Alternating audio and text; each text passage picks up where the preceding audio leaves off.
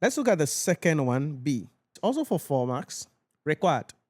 In accordance with IAS 2 inventories, recommend the appropriate accounting treatment of the above transaction. Again, the word here is recommend. To recommend means you got to speak some English. So again, there will be a little write up in the build up here in the B aspect of the question, because you can't recommend and just do calculation and walk away. You have to speak some English. You have to give an explanation to what you are doing. So I want you to pay attention to that. The reason I'm emphasizing on this is because many students leave marks on the table because of applying or not answering the question in the manner they are supposed to answer. Because anytime people see questions, oh, calculation, then they go away. They do the calculation and walk away. But if the spirit of the question is describe, explain, recommend, and you ignore that portion of the description, explanation, or recommendation, then you are likely to lose some marks at the end of the day. So let's see what we have here. Joe Logbori is a food. Joe Logbori. What kind of names are these guys using these days? Joe Logbori. Logbori. It's a food and beverage company with a strong presence in Africa. Known for its popular brands like Cowbell Milk and Onga Seasoning. For the year ended 30th June 2025, the inventory shown in the company's draft statement of financial position was at a cost of 54.2 million. The inventory count revealed 2.2 million at cost for out of date inventories that no longer be sold, that could no longer be sold and will be disposed of for no income.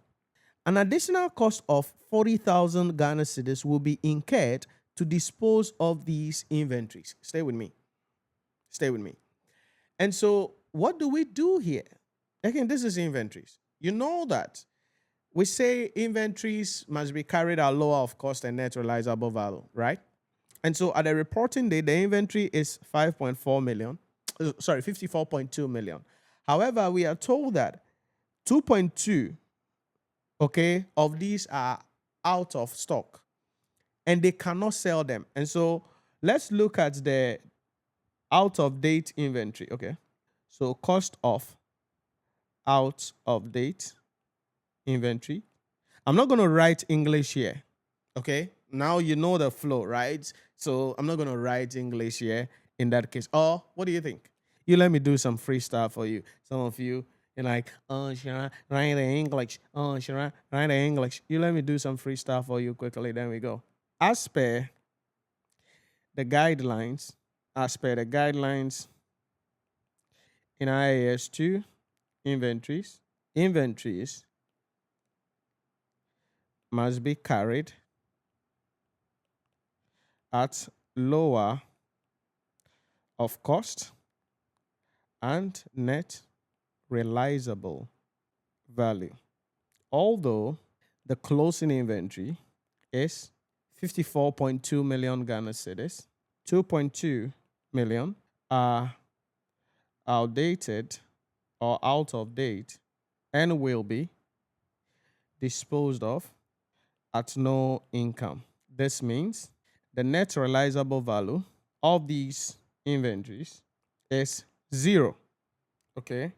As such, the inventory at the reporting date will be written down by 2.2 million.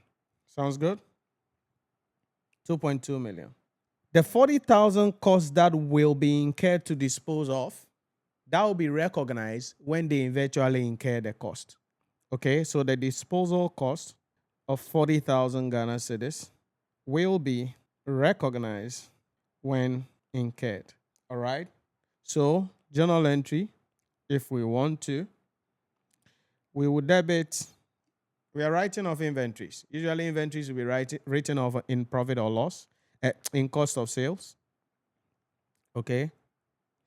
So that could be in cost of sales.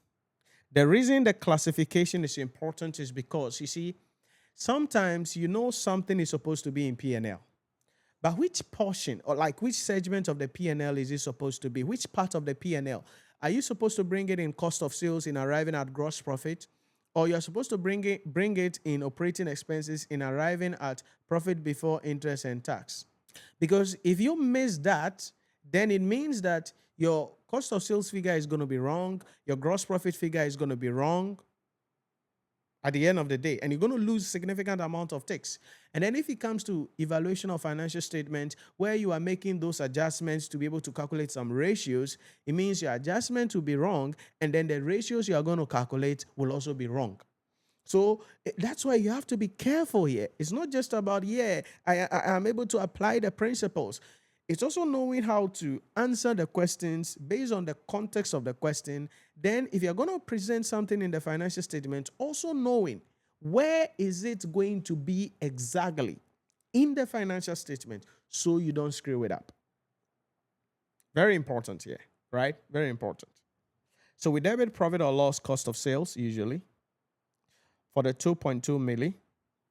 Then we credit inventory because we are writing down inventory, which will be under current assets on the face of the statement of financial position, 2.2 milli. So that is the answer to the question here. B for 4 marks, IAS 2. Very sweet, simple, straight to the point. So if you learned something from this video, remember to like, follow, subscribe, and share the video so that others can also see this. Most importantly, let me hear from you if there are any questions you have, or if you have any topic that you would want me to cover on the next episode, leave it in the comment section. I want to read from you. If you want to enroll as well in our courses to study under my mentorship for your ICA, ACCA, CIMA, or ICAG examination, you can head on to our website, NhyiraPremium.com, or download the Nhyira Premium mobile application on the Google Play Store or the App Store to complete your enrollment. You can also send us a message on WhatsApp or call us 050-114-9296. 050-114-9296.